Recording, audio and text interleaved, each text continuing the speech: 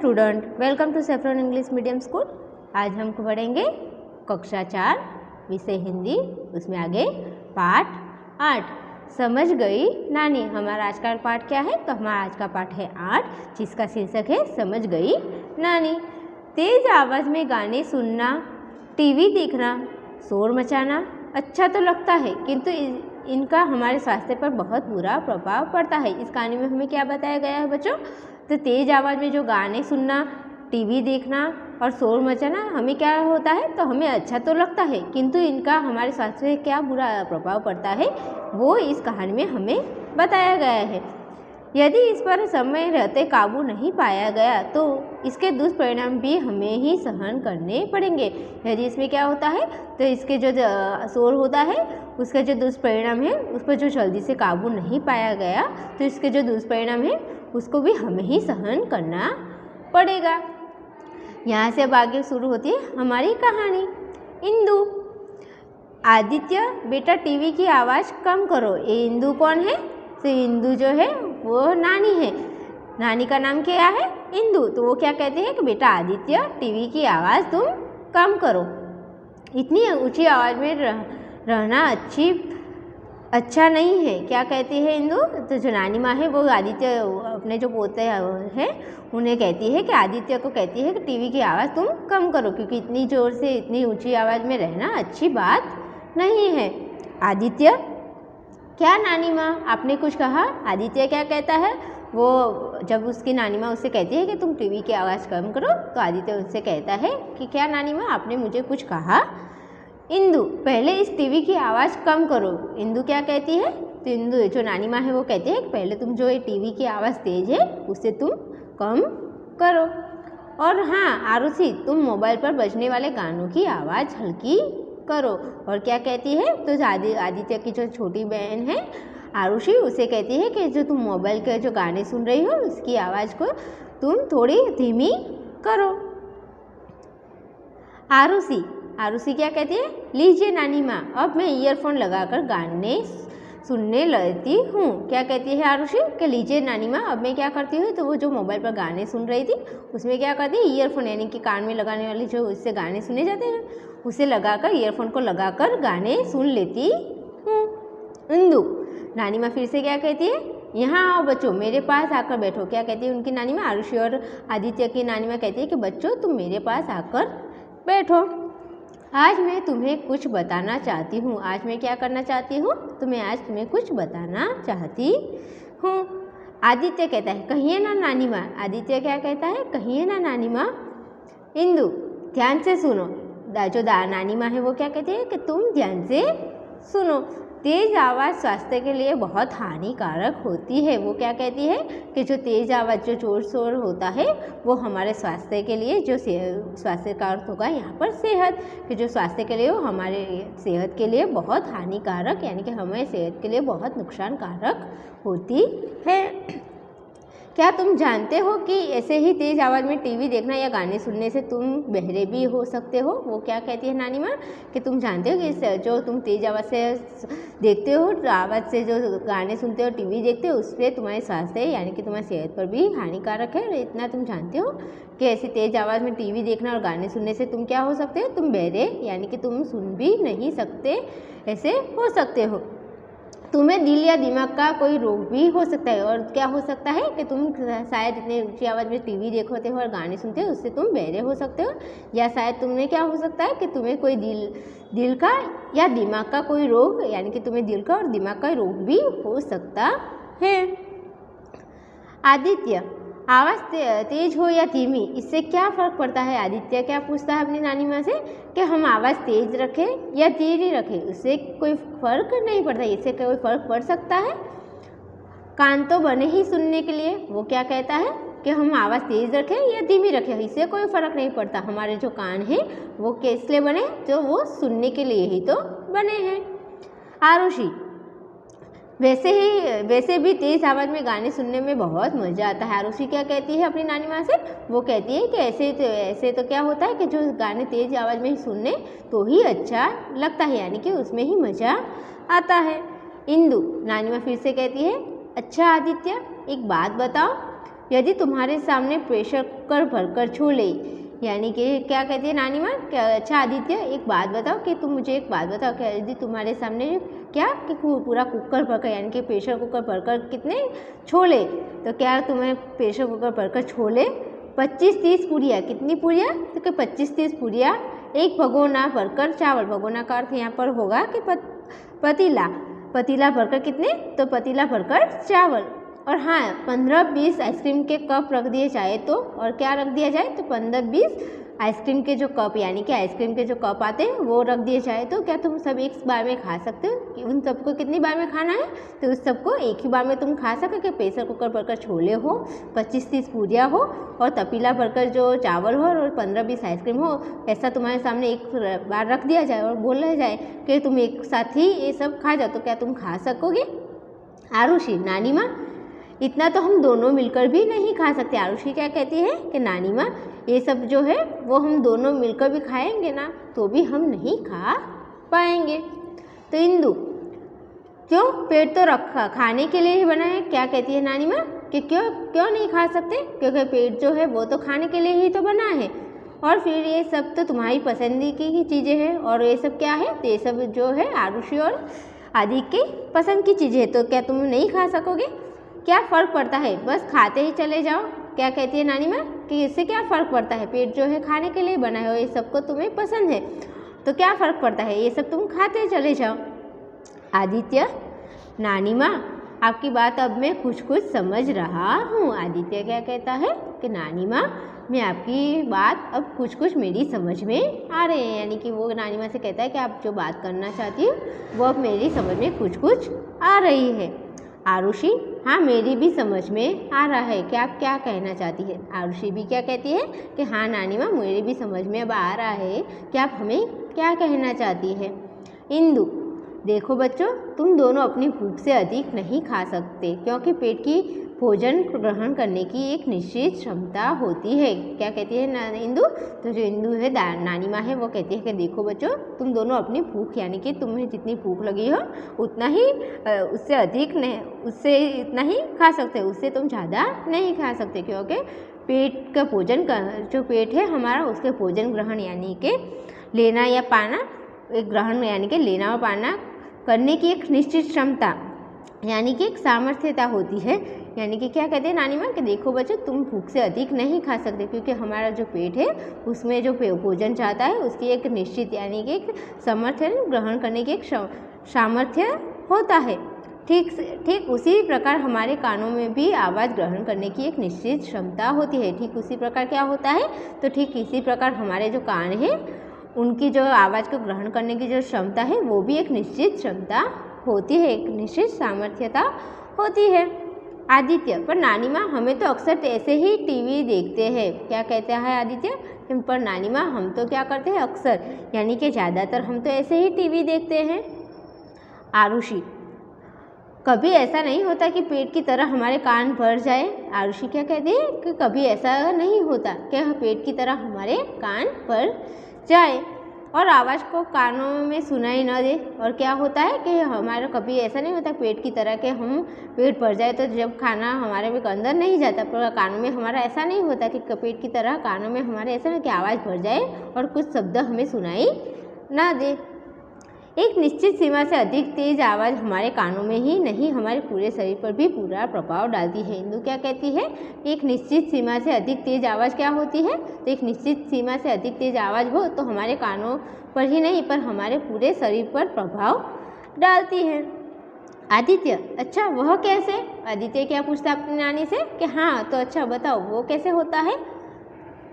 इंदु, इसे ऐसे समझो। कैसे कहती है इंदु, कैसे ऐसे समझो, एक निश्चित सीमा से अधिक तेज आवाज़ से ध्वनि प्रदूषण फैलता है। क्या कहती है नानी माँ कि तुम ऐसे समझो कि जो निश्चित सीमा होती है उससे तेज अधिक आवाज़ हो तो उसे हम क्या कहते हैं, तो उसे हम ध्वनि प्रदूषण कहते हैं। आरुषि, और ये ध्वनि प्रदूषण क्या है नानी। आरुषि क्या कहती है कि और ये आरुषि पूछती है अपनी नानी माँ से कि जो ध्वनि प्रदूषण है वो क्या है नानी। इंदु, तो समझो ध्वनि का अर्थ है आवाज़ और प्रदूषण का अर्थ है गंध की। इंदु क्या कहती है कि तुम ध्वनि प्रदूषण को अब समझो कि ध्वनि का अर्थ क्या होता है। तो ध्वनि का अर्थ होता है आवाज़ और प्रदूषण का अर्थ होता है गंदगी। तो वो क्या होगा, आवाज़ की, ध्वनि प्रदूषण का अर्थ होगा कि आवाज़ की गंदगी। आरुषि, मतलब जो आवाज़ गंदी है। आरुषि क्या कहती है कि मतलब इसका मतलब क्या हुआ, नानी माँ की आवाज़ गंदी है। आदित्य, सुनने दे आरुषि। आदित्य क्या कहता है, आरुषि ऐसा पूछती है ना कि मतलब इसका मतलब कि आवाज़ जो है वो गंदी है। तो आदित्य उसे कहता है सुनने दे आरुषि। नानी बड़ी महत्वपूर्ण बात समझा रही है। नानी क्या कर रही है, तो आदित्य कहता है आरुषि तुम अब सुनने दे, क्योंकि नानी जो है वो महत्वपूर्ण का अर्थ होगा यहाँ पर जरूरी, खास बात समझा रही है। तो क्या कहता है कि नानी माँ जो है वो बहुत ज़रूरी खास बात समझा रही है। इंदु, हाँ बेटा। क्या कहती है इंदु कि हाँ बेटा, जैसे आप सब आसपास गंदगी होने से बीमारियाँ फैलती है, वैसे ही आवाज़ ऊंची होने से जो शोर होता है वो हमारे शरीर पर घातक प्रभाव डालता है। क्या कहती है नानी माँ, तो नानी माँ कहते हैं हाँ बेटे, जैसे हमारे आसपास जो गंदगी होती है वो क्या करती है, वो बीमारियाँ फैलाती है। तो क्या कहती है नानी माँ कि आसपास की जो गंदगी होती है वो बीमारियाँ फैलाती है, वैसे ही आवाज़ जो है वो ऊंची होने से जोर शोर होता है वह हमारे शरीर पर घातक प्रभाव डालती है। यानी कि जो जोर जोर से आवाज़ होती है वो हमारे शरीर पर घातक का अर्थ होगा यहाँ पर जानलेवा। वो क्या होता है, जो जोर शोर से आवाज़ होती है वो हमारे जानलेवा प्रभाव डालता है। आदित्य, कैसा शोर नानी माँ। आदित्य क्या पूछता है कि कैसा शोर नानी माँ। इंदु, बच्चों आज तो हमारे चारों तरफ शोर ही शोर है। नानी माँ क्या कहती है कि इंदु जो कहती है कि बच्चों आजकल तो क्या है, तो आजकल तो जो हमारे आसपास शोर ही शोर, यानी कि हमारे आसपास ज़्यादातर शोर ही शोर, यानी कि ध्वनि प्रदूषण ही ज़्यादातर है।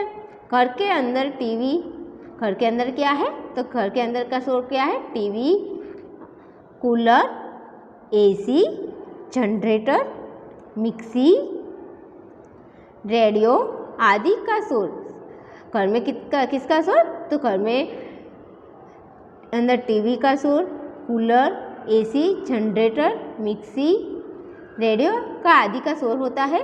सड़कों पर वाहनों का शोर और बाहर बाजार का शोर होता है। सड़कों पर क्या होता है, तो सड़कों पर वाहनों का जो शोर होता है और जो बाजार में जोर जोर से आवाज़ आती है उनका शोर होता है। कल कारखानों में मशीनों का शोर है। कल कारखानों में क्या है, यानी कि जो हमारे आसपास के जो कारखाने सब उद्योग हैं उसमें मशीनों का शोर है। जो जगह जगह लाउड स्पीकर और बैंड बाजे वाले का शोर, तो जगह जगह क्या है, तो जगह जगह जो लाउड स्पीकर रखे जाते हैं और जो शादियों में बैंड बाजे बजाए जाते हैं जोर जोर से, उनका शोर होता है। यह शोर ऐसा प्रदूषण है जो यद्यपि दिखाई नहीं देता है, यानी कि ये सब ऐसा शोर है, जो ऐसा प्रदूषण है जो यद्यपि यानी कि ज़्यादातर हमें दिखाई नहीं देता, पर हमारे शरीर पर बुरा प्रभाव डालता है। पर हमारे शरीर पर क्या होता है, ज़्यादातर ये जो शोर है वो हमें ज़्यादातर दिखाई नहीं देता, पर वो हमारे शरीर पर बुरा प्रभाव वो है, हमारे शरीर को ज़्यादातर नुकसान करता है। आरुषि, इस शोर प्रदूषण का हमारे शरीर पर क्या बुरा प्रभाव पड़ता है। आरुषि क्या पूछती है कि जो शोर प्रदूषण है उसका हमारे शरीर पर क्या बुरा प्रभाव पड़ता है। आरुषि अपनी नानी माँ से पूछती है कि हमारे जो आसपास का ये जो शोर प्रदूषण है, ध्वनि प्रदूषण है, वो हमारे शरीर पर क्या बुरा प्रभाव डालता है नानी। आदित्य, शोर प्रदूषण नहीं, नानी माँ ने ध्वनि प्रदूषण बताया है। क्या कहता है आदित्य कि शोर प्रदूषण नहीं, क्या आरुषि बोलती है ना शोर प्रदूषण, तो आदित्य उसे समझाता कहता है कि शोर प्रदूषण नहीं, नानी माँ ने उसे ध्वनि प्रदूषण बताया है। इंदु, शोर का सबसे अधिक प्रभाव हमारे कानों पर पड़ता है। इंदु क्या कहती है कि शोर का सबसे अधिक प्रभाव कहाँ पर पड़ता है, तो सबसे अधिक प्रभाव हमारे कानों पर पड़ता है। ऊंची आवाज़ बहुत समय तक सुनने रहने से हम बहरे भी हो सकते हैं। क्या कहा नानी माँ ने कि सबसे अधिक प्रभाव हमारे कानों पर ही पड़ता है, और ज़्यादा ऊँची आवाज़ सुनने से बहरे भी हो सकते हैं। यानी कि हमारी जो ज़्यादातर ऊंची आवाज़ हम सुनेंगे तो बहुत समय तक हम सुनते ही रहेंगे, तो उससे हम क्या हो सकते हैं, तो उससे हम हमारी जो सुनने की जो शक्ति है वो हम खो सकते हैं, हम बहरे भी हो सकते हैं। आरुषि, तभी जब माँ ने बुलाने पर आदित्य सुनता नहीं है तो वे कहती है कि बहरे हो गए हो क्या। आरुषि क्या कहती है कि हाँ, तभी माँ जब आदित्य को आदित्य को बुलाती है और आदित्य जब सुनता नहीं है तो माँ क्या कहती है उसे, तो माँ उसे कहती है क्या बहरे हो गए हो? आदित्य चुपचाप बात सुनो। क्या कहता है आदित्य? वो आरुषि से कहता है अब तुम चुपचाप बात सुनो। इंदु, डॉक्टर कहते हैं कि सूर के रक्तचाप बढ़ जाता है। डॉक्टर क्या कहते हैं? तो इंदु कहती है डॉक्टर कहते हैं कि ज़्यादा शोर से क्या होता है, तो जो रक्तचाप यानी कि जो हमारा जो रक्त होता है उसकी प्रक्रिया जो हमारे शरीर में बहता रहता है वो ज़्यादा बढ़ जाती है। इससे दिल का दौरा पड़ने की आशंका बढ़ जाती है। इससे क्या होता है? तो इससे रक्तचाप बढ़ने से हमारे जो दिल का दौरा यानी कि दिल का दौरा का अर्थ होगा कि यहाँ दिल का जो रोग होता है उसकी दिल का दौरा पड़ने की आशंका का अर्थ होगा शक, यानी कि संदेह बढ़ जाए। जो दिल का दौरा पड़ने की जो शंका होती है वो बढ़ जाती है। इससे सिरदर्द और अनिद्रा जैसे रोग हो सकते हैं। इससे क्या होता है? इससे जो अनिद्रा और क्या होता है तो और कि हमें सिरदर्द और अनिद्रा जैसे रोग भी हो सकते हैं। यानी कि जब ज़्यादा शोर हो जाता है तो रक्तचाप बढ़ जाता है।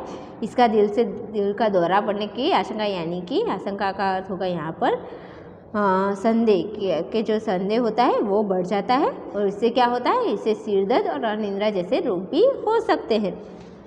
आदित्य, तब तो सचमुच ध्वनि प्रदूषण बहुत बुरी चीज़ है। आदित्य क्या कहता है? तो ये सचमुच जो ध्वनि प्रदूषण है, जो आवाज़ का जो प्रदूषण है वो बहुत बुरी चीज़ है। सरकार को ध्वनि प्रदूषण फैलाने वालों को विरुद्ध कार्यवाही करनी चाहिए। वो क्या कहता है कि सरकार को क्या करना चाहिए? तो सरकार जो ये ध्वनि प्रदूषण फैलाने वाले जो लोग होते हैं उनके विरुद्ध जो कार्यवाही करनी चाहिए। आरुषि, नानी माँ ध्वनि प्रदूषण को रोकने का कोई उपाय है? आरुषि क्या पूछती है कि नानी माँ ये जो ध्वनि प्रदूषण, जो आवाज़ का प्रदूषण है उसे रोकने का कोई उपाय है? इंदु, वृक्षों द्वारा वातावरण का शोर 10% कम किया जा सकता है। नानी माँ क्या कहती है? तो ये जो जब आरुषि पूछती है कि नानी माँ ये जो ध्वनि प्रदूषण है उसको रोकने का कोई उपाय है, तो इंदु से कहती है कि हाँ, जो वृक्षों के द्वारा वातावरण का शोर 10% कम किया जा सकता है। यानी कि क्या कहा नानी माँ ने कि अगर हम जो ज़्यादातर वृक्ष उगाएंगे तो उससे क्या होता है, जो वृक्षों के द्वारा वातावरण का जो शोर है वो 10% कम हो जाता है। कारखानों की मशीनों और वाहनों में साइलेंसर का प्रयोग किया जाना चाहिए। कारखानों में और वाहनों में क्या करना चाहिए? तो कारखाने के जो मशीन होते हैं और वाहन जो होते हैं उसमें जो साइलेंसर का अर्थ होगा यहाँ पर आवाज़ कम करने वाला यंत्र, उसका उपयोग किया जाना चाहिए। घर में टीवी, टेप, रेडियो धीमी आवाज़ में बजाए जाने चाहिए। क्या करना चाहिए? तो जो घर में हमारा जो टीवी है, टैप है और रेडियो है उसे क्या करना चाहिए? उसे हमें धीमी आवाज़ में बजाना चाहिए। आरुषि, नानी माँ आज तो आपने हमारी आंखें खोल दी। आरुषि क्या कहती है कि नानी माँ आज आपने क्या किया? तो आज आपने हमारी जो आंखें हैं वो खोल दी। अब हम सब टीवी और रेडियो तो क्या आपस में एक दूसरे से जोर से बात भी नहीं करेंगे। वो क्या कहती है आरुषि कि नानी माँ आपने जो है वो हमारी आंखें अब खोल दी है। अब हम आइंदा अगर टीवी और रेडियो तो क्या पर हम जो आपस में एक दूसरे से बात करेंगे तब भी जोर से बात नहीं करेंगे। तभी उसके पापा की आवाज़ आती है, वेद प्रकाश।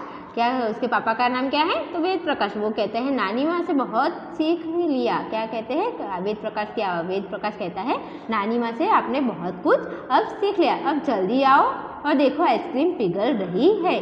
क्या कहता है वेद प्रकाश कि रानी माँ से अब तुमने बहुत कुछ अब सीख लिया है, अब जल्दी से यहाँ पर आओ, ये जो आइसक्रीम है वो अब पिघल रही है। तो यहाँ पर बच्चों जो है हमारी कहानी पूरी होती है। इस कहानी में हमें क्या बताया गया है? इस कहानी में हमें ध्वनि प्रदूषण के बारे में बताया गया है और इसे कैसे कम किया जा सकता है वो भी यहाँ पर नानी हमें बताती है। तो हमें भी आइंदा से क्या करना चाहिए? तो हमें भी क्या होना चाहिए? हमें जब टीवी और रेडियो और सब हमारा मोबाइल में गाने सुने तो ज़्यादातर उसकी आवाज़ कम रखनी चाहिए, जिससे ज़्यादातर शोर यानी कि ज़्यादातर ध्वनि का प्रदूषण ना फैले और ज़्यादातर हमारा स्वास्थ्य भी ठीक रहे। तो थैंक यू बच्चों, यहाँ पर हमारा ये जो कहानी है वो पूरी होती है। Thank you.